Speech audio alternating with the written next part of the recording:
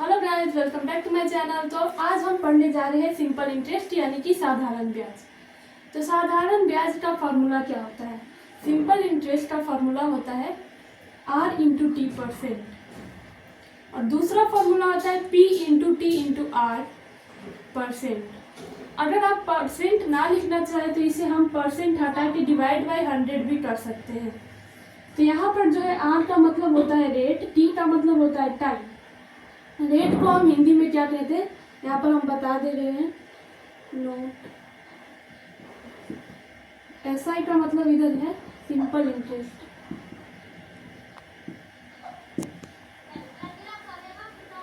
यानी कि साधारण ब्याज।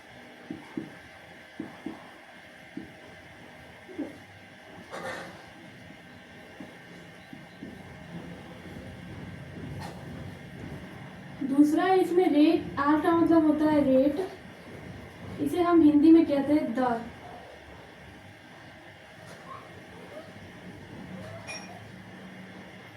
T का मतलब होता है टाइम यानी कि समय।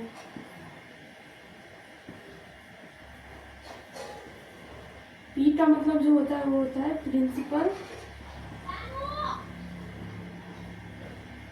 ये प्रिंसिपल का स्पेलिंग बहुत लोग मिस्टेक करते हैं, PLE होता है, आप लोग PAL लिख देते, वो प्रधानाध्यापक का हो जाता है।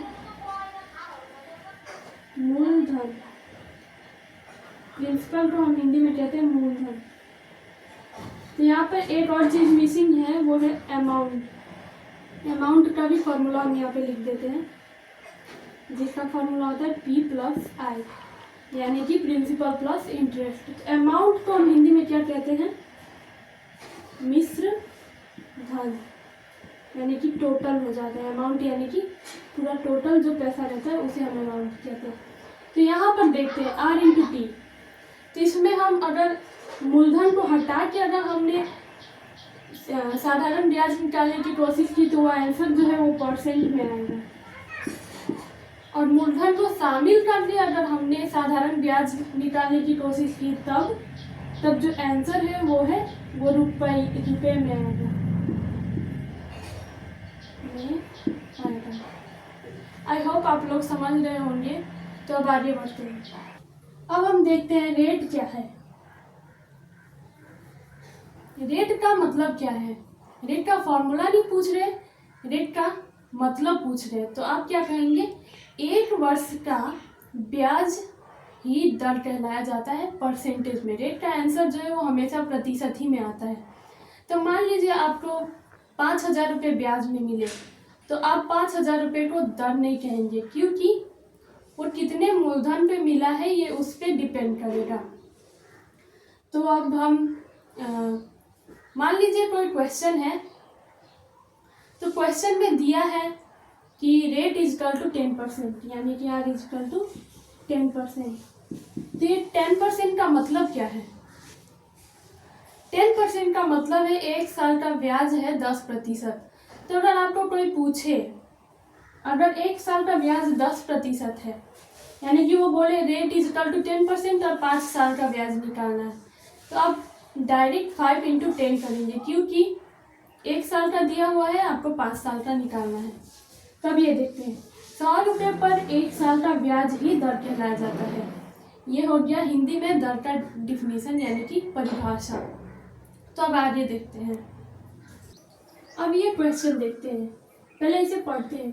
किसी धन को 7% वार्षिक दर से 5 वर्ष के लिए साधारण ब्याज पर दिया जाता है, तो कुल कितना प्रतिशत ब्याज मिलेगा? तो हमने इससे पहले क्या पढ़ा था कि जो रेट होता है वो हमेशा 1 वर्ष का दिया होता है, यानी कि 1 साल का दिया होता है।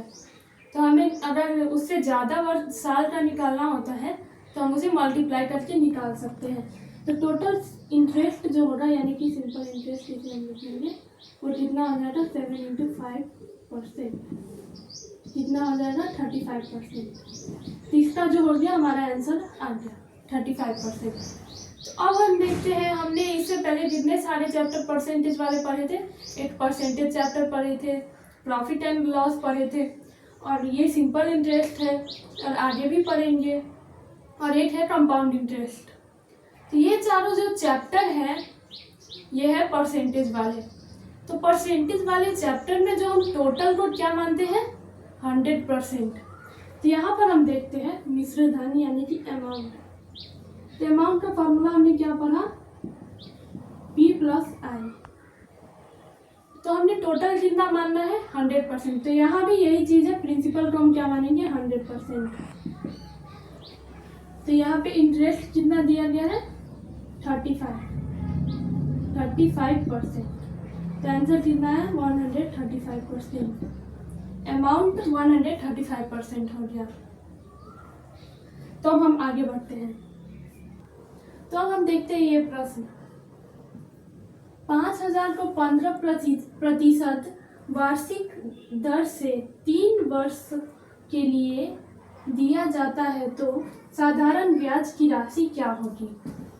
तो पहले तो हम देखते हैं 15% जो है वो 1 वर्ष का दिया गया है, यानी कि हमें निकालना है 3 वर्ष का। तो हम क्या करेंगे 15 × 3 यानी कि 45% करेंगे। हमें निकालना है सिंपल इंटरेस्ट। तो सिंपल इंटरेस्ट हम क्या करेंगे, यहाँ पे 5000 दिया गया है, 5000 × 45%। ये प्रतिशत और ये 2 0 को हम काट देंगे। यहाँ पे आंसर कितना हो जाएगा 2250। ये हो जाएगा हमारा सिंपल इंटरेस्ट यानी कि साधारण ब्याज। अब हम दूसरे क्वेश्चन में देखते हैं 12000 को 5 वर्ष के लिए 8% वार्षिक दर में किसी बैंक में जमा किया गया है तो 5 वर्ष के अन्य में कितने धनराशि बैंक से मिलेंगे। तो इसमें हमें क्या निकालना है अमाउंट निकालना है। तो अमाउंट का फॉर्मूला हमने क्या फॉर्मूला यहाँ पर हम देखते हैं, यहाँ पे हमारे प्रिंसिपल दिए ही गए हैं। तो ये जो है ये 1 साल का ब्याज रेट यानी कि दर दिया गया है। तो हमें क्या निकालना है 5 साल का। तो 5 साल का हम क्या करेंगे 8 × 5। तो जैसा कि हमने इससे पहले वाले वीडियो में किया था P+I = 135%। तो इसमें क्या हो जाएगा हमारा, पहले तो हम ये प्रिंसिपल लिखते हैं 12000। आप क्या करेंगे ये हो गया 40% और प्रिंसिपल का हमने कितना माना था 100% यानी कि 140%। अब ये प्रतिशत को हम ये 2 0 से काट देंगे। इसमें हमारा आंसर कितना आ जाएगा